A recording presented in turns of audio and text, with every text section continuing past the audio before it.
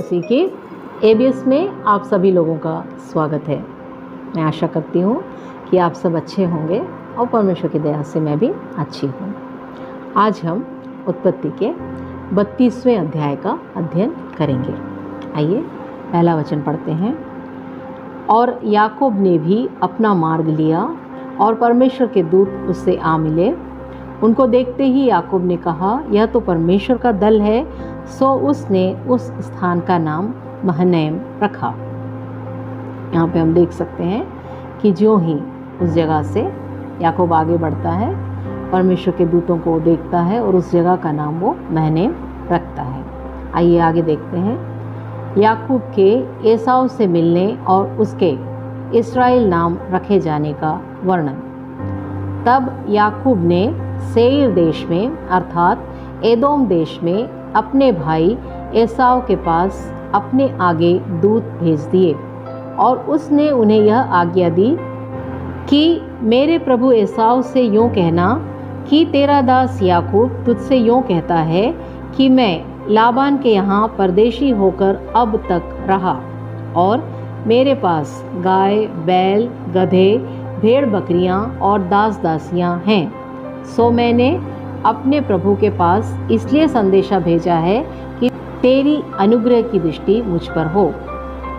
वे दूत याकूब के पास लौट के कहने लगे, हम तेरे भाई एसाव के पास गए थे और वह भी तुझसे भेंट करने को 400 पुरुष संग लिए हुए चला आता है।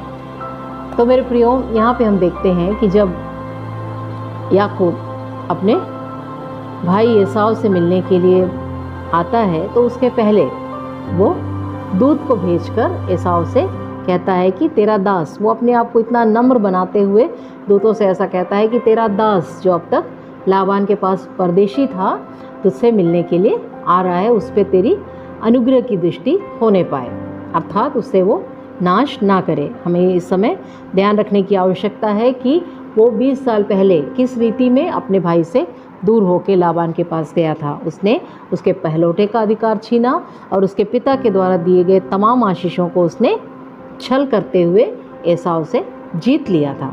अब वो 20 साल के बाद वापस आ रहा है तो उसके मन में वो डर, वो भय, वो शंका है कि एसाव किस प्रकार से उसके साथ बर्ताव करेगा।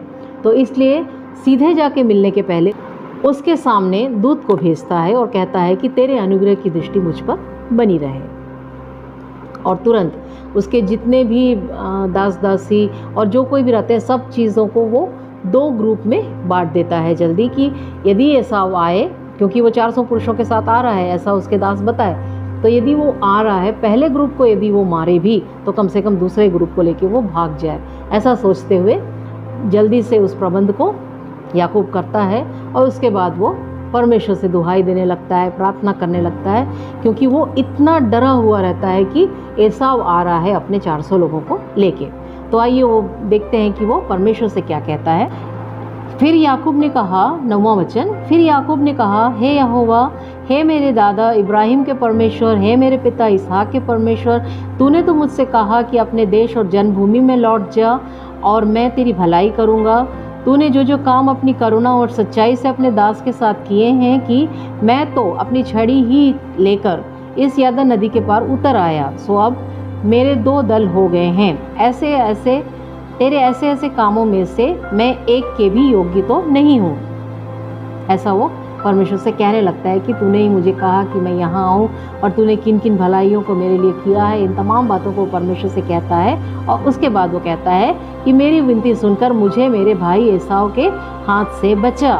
मैं तो उससे डरता हूँ, कहीं ऐसा ना हो कि वह आकर मुझे माँ समेत लड़कों को भी मार डाले। परमेश्वर से कहता है कि परमेश्वर मुझे एसाव से तू बचा, कहीं वो मुझे भी और मेरी पत्नी लिया, राहेल और मेरे जो 11 बच्चे हैं, इन तमाम लोगों को वो मार ना डाले, मुझे तो बचा। और उसके बाद फिर से वो परमेश्वर से कहता है कि तूने मुझसे वायदा किया है कि मैं तुझे एक बहुत बड़ा वंश दूंगा, इतना बड़ा वंश दूंगा कि तुम गिन भी नहीं पाओगे। आकाश के तारों की नाई, भूमि के किनकों की नाई, इतने सारे बच्चों को दूंगा। और अब एसाव मुझे मारने के लिए चला आता है, तू मुझे बचा, ऐसा वो कहता है। आइए 14 वचन पढ़ेंगे।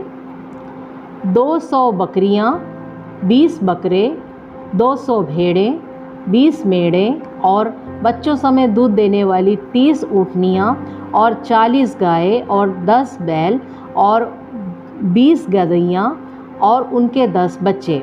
इनको उसने झुंड झुंड करके अपने दासों को सौंपकर उनसे कहा, मेरे आगे बढ़ जाओ और झुंडों के बीच बीच में अंतर रखो। फिर उसने अपने झुंड के रखवालों से यह आज्ञा दी कि जब मेरा भाई एसाव तुम्हें मिले और तुमसे पूछने लगे कि तू किसका दास है तो और कहाँ जाता है, और ये जो तेरे आगे आगे हैं सो किसके हैं, तब कहना। वो 2 ग्रुप बनाता है। उसमें पहले ग्रुप के अंदर ये इतने जो संख्याएं दी गई हुई हैं, 200 बकरियां, 20 बकरे और इन तमाम चीज़ों को रखता है। और उसके बाद अपने दासों से कहता है कि यदि एसाव आके पूछे कि ये जो धन संपत्ति दिख रहा है, ये जो गिफ्ट दिख रहा है, यहाँ जो भेंट दिख रहा है, वो सब किसका है, कौन है तुम लोगों का मालिक, ऐसा यदि वो पूछे तो उससे कहना। देखिए कैसा विनम्र आंसर देने को वो कहता है। तब कहना कि यह तेरे दास याकूब के हैं, हे मेरे प्रभु एसाव, ये भेंट के लिए तेरे पास भेजे गए हैं और वह आप भी हमारे पीछे पीछे आ रहा है।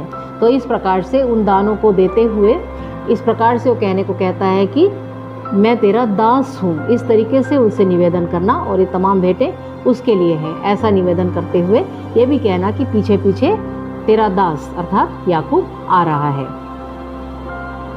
उसके बाद फिर से वो अपने दास दासियों को, दोनों पत्नियों को और बच्चों को अलग अलग ग्रुप में बांट देता है।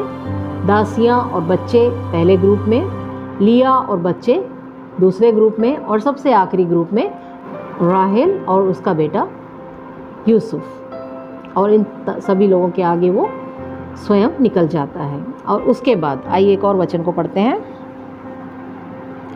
उसी रात को वह उठा और अपनी दोनों स्त्रियों, दोनों दासियों और 11 लड़के को संग लेकर घाट से यब्बोक नदी के पार उतर आया, और उसने उन्हें उस नदी के पार उतार दिया, वरन अपना सब कुछ पार उतार दिया, और याकूब आप अकेला रह गया। याबोक नाम स्थल से, जगह से उसने अपनी नदी के पार पत्नियों को, बच्चों को और दासियों को, सभी चीज़ को, उसका जितना सामान था सब उतार लिया और उस जगह में वो अकेला रह गया। तो वहाँ पे उस रात में उसके साथ मल्ल युद्ध करता है एक परमेश्वर का दूत। इतनी लड़ाई उन लोग रात भर करते हैं, लेकिन जो परमेश्वर का दूत रहता है वो याकूब से जीत नहीं पाता है।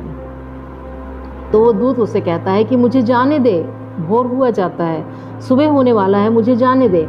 लेकिन याकूब उसको छोड़ता नहीं और कहता है कि तू जब तक मुझे आशीष न दे मैं तुझे नहीं छोड़ूंगा। और इस प्रकार से युद्ध जारी रहता है। तो वो जो परमेश्वर का दूत रहता है वो याकूब के जांघ के नस को छूता है, तो तुरंत याकूब उस युद्ध के बीच में से उसे विराम देता है, और वो दास परमेश्वर का जो दूत उसे आशीष देता है, और याकूब उस जगह का नाम पेनियल रखता है। आइए हम उस वचन को पढ़ लेते हैं। सो उसने कहा, मुझे जाने दे क्योंकि भोर हुआ चाहता है। याकूब ने कहा, जब तक तू मुझे आशीर्वाद न दे तब तक मैं तुझे जाने न दूंगा। और उसने याकूब से पूछा, तेरा नाम क्या है? उसने कहा, याकूब। उसने कहा, तेरा नाम अब याकूब नहीं परंतु इस्राएल होगा, क्योंकि तू परमेश्वर से और मनुष्यों से भी युद्ध करके प्रबल हुआ है। तो जब परमेश्वर का दूत उसे पूछता है कि तेरा नाम क्या है, तो कहता है मेरा नाम याकूब है। तो वो दूत ऐसा कहता है कि आज से तेरा नाम याकूब नहीं होगा बल्कि इज़राइल होगा, क्योंकि तूने मनुष्यों से और परमेश्वर से युद्ध करके जीत लिया है। मैं विनती करता हूँ, मुझे अपना नाम बता। उसने कहा, तू मेरा नाम क्यों पूछता है? तब उसने उसको वहीं आशीर्वाद दिया। तब याकूब ने यह कहकर उस स्थान का नाम पेनियल रखा कि परमेश्वर को आमने सामने देखने पर भी मेरे प्राण बच गए। तो यहाँ पे हम देख सकते हैं कि इस मल्ल युद्ध के बीच में उसके जांघ की नस को वो दूत छूता है, और जो याकूब रहता है वो लड़खड़ाने लगता है। तो यही कारण है कि यहूदी लोग, देखिए ये भी वचन में लिखा हुआ है, इस्राएली जो पशुओं की जांग की जोड़ वाले जंघानस को आज के दिन तक नहीं खाते, इसका कारण यही है कि उस पुरुष ने याकूब के जांग की जोड़ में जंघानस को छुआ था। तो इस मल्ल युद्ध में वो परमेश्वर के दूत ने जो उसके जांग की नस है उसे छुआ था। इसी कारण से आज भी इस्राएली लोग जब पशुओं को खाते हैं तो उसके जांग की नस को नहीं खाते हैं। तो मेरे प्रियो, इस युद्ध में, इस मल्ल युद्ध में याकूब का नाम याकूब से हटके इज़राइल रखा गया, और इसका मतलब यही है कि तो मनुष्यों से और परमेश्वर से युद्ध करके जीत गया है। तो इस अध्याय में हम इतनी बातों को पढ़ते हैं। तो मेरे प्रियो, इस अध्याय में हम एक बात समझ सकते हैं कि यहाँ पे हम देख सकते हैं मेरे प्रियो कि याकूब अब बहुत ही ज़्यादा नम्र हो गया है।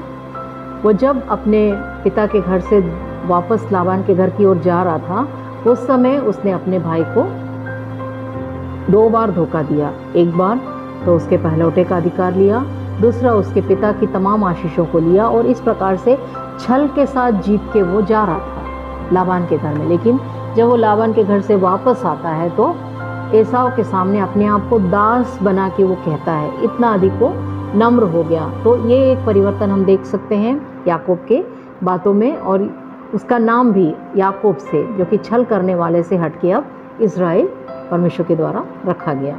दूसरी बात को जब हम देखते हैं इसमें, वो ये है कि मैं एसाव से डरता हूँ।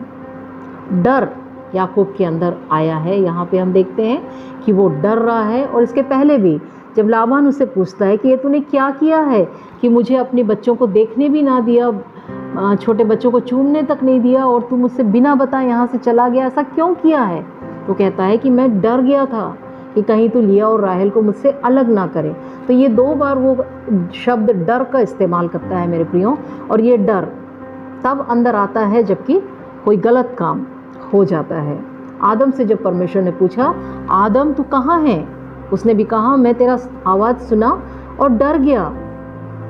मेरे प्रियो, ठीक उसी प्रकार से हम देखते हैं कि जिस प्रकार से हम देखते हैं कि उत्पत्ति में जब परमेश्वर ने सांप को श्राप देते हुए कहा कि स्त्री के वंश से जो उत्पन्न होगा वो तेरे सिर को कुचलेगा और तू उसकी एड़ी को डसेगा, तभी से जो सर्प है, जो शैतान है, वो इस इंतजार में था कि वो स्त्री का बेटा कौन है।